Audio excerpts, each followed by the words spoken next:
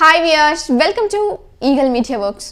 శని ప్రభావ తీవ్రతను తగ్గించుకోవాలంటే విష్ణు సహస్రనామం, ఆదిత్య హృదయం, సుందరకాండ పారాయణం చేయాల్సిందేనని పండితులు చెబుతున్నారు. ప్రతి శనివారం శనిదేవుణ్ణి ఆరాధించటం, నవగ్రహాల్లో శనీశ్వరుని ముందు నువ్వుల నూనెతో దీపం వెలిగించాలి. పక్షులకు ఆహారం వేయడం, పరమేశ్వరుని పంచాక్షరి మంత్రాన్ని జపించడం ద్వారా శనీశ్వరుడు శుభ ఫలితాలను ఇస్తాడు. యాచకులకు, వికలాంగులకు పెరుగన్నం పెడితే కూడా శని తీవ్రత తగ్గుముఖం పడుతుంది.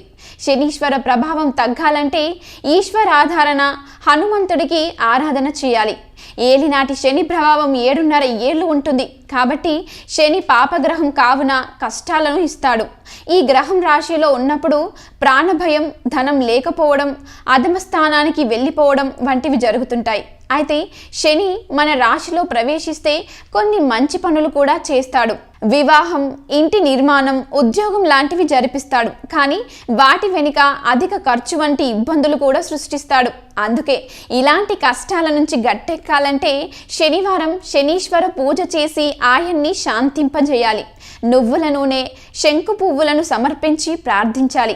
ఇలా చేస్తే శనిగ్రహ ప్రభావం తగ్గుతుంది, ఇతి బాధలు సైతం తొలగిపోతాయని పండితులు అంటున్నారు. సో ఫ్రెండ్స్, మరి ఈ వీడియో మీకు నచ్చినట్లయితే లైక్ చేయండి, షేర్ చేయండి, కామెంట్ చేయండి అండ్ సబ్స్క్రైబ్ చేయండి. Thanks for watching. Like and subscribe Eagle Media Works.